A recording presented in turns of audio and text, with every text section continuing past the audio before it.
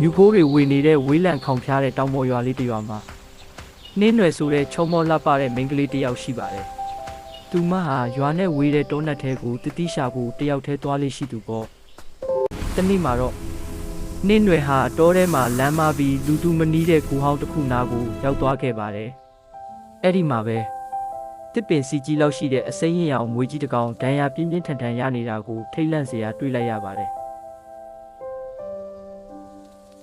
နှင်းနွယ်ဟာပထမတော့အရန်ကြောက်သွားခဲ့ပေမဲ့ငွေကြီးရဲ့မျက်လုံးတွေထဲမှာနာကျင်မှုကိုမြင်လိုက်ရတဲ့အခါသူမရဲ့ကြောက်စိတ်တွေပျောက်ကွယ်သွားပါတယ်။သူမဟာသူမပါလာတဲ့ဆေးမိတူတွေနဲ့ငွေကြီးရဲ့ဒဏ်ရာကိုကျဉ်းနာစွာဆေးထည့်ပေးခဲ့ပါတယ်။အဲ့ဒီနေ့ကစပြီးနှင်းနွယ်တောထဲသွားတိုင်းအနေရမရှိအောင်ငွေကြီးကအဝေးကနေစောင့်ရှောက်ပေးပါတော့တယ်။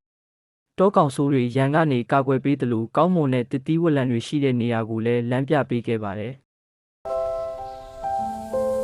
ဒါပေမဲ့ရွာကလူဆိုးတစုဟာနှင်းနွယ်ရတနာတွေရနေတယ်လို့ထင်ပြီးနောက်ယောင်ခံလိုက်လာကြပါတယ်။နှင်းနွယ်နဲ့ငွေကြီးအတူရှိနေတာကိုမြင်တဲ့အခါသူတို့ကငွေမိတ်ဆာလို့ဆွဆွဲပြီးတက်ဖြတ်ဖို့ကြံစီကြပါတော့တယ်။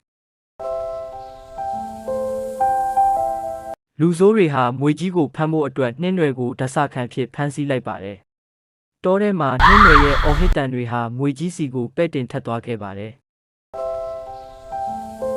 နှင်းနွယ်ရဲ့အတန်ကိုကြားတာနဲ့ငွေကြီးဟာလျှက်စီးလက်တလို့မြန်ဆန်တဲ့နှုံနဲ့ရောက်လာပါပြီ။သူဟာဒေါသတကြီးနဲ့လူဆိုးတွေကိုတိုက်ခိုက်ပြီးနှင်းနွယ်ကိုကယ်တင်ခဲ့ပါတယ်။ဒါပေမဲ့နှင်းနွယ်ထိခိုက်မှဆိုလို့သူဟာခုခံယုံသာခုခံခဲ့ပါတယ်။လူဆိုးတွေကြောက်လန့်တကြားထွက်ပြေးသွားတဲ့အခါနှင်းနွယ်ဟာငွေကြီးကိုဖတ်ပြီးငိုကြွေးရင်းကျေးဇူးတင်စကားပြောပါတယ်။ငွေကြီးဟာလည်းသူမကိုယုံကြည်တဲ့အကြည့်နဲ့ကြည့်ပြီးတောနက်ထဲကိုပြန်ဝင်သွားခဲ့ပါတယ်။ဒီဖြစ်ရပ်ပြီးနောက်နှင်းနွယ်ဟာရွာသားတွေကိုနားလည်အောင်ရှင်းပြခဲ့ပါတယ်။တောရိုင်းတိရစ္ဆာန်တွေဟာသူတို့ကိုရံမပြုတ်ရင်ပြန်မကိုက်တဲ့ကြောင်းနဲ့မေတ္တာထားရင်အပြန်အလှန်နားလည်နိုင်ကြောင်းပေါ့။အခုဆိုရင်နှင်းနွယ်ဟာတောဆက်မှာနေထိုင်ရင်းတောတောင်ကိုစောင့်ရှောက်သူဖြစ်လာပါတယ်။သူမရဲ့ဘေးနားမှာတော့အဆောင်ရှောက်ဖြစ်ကြီးမားတဲ့မွေကြီးကအမြဲရှိနေပါတော့တယ်။မှတ်ထားပါမေတ္တာတရားဆိုတာဘာသာစကားမတူတော့လဲနားလည်နိုင်တဲ့အရာဖြစ်ပါတယ်။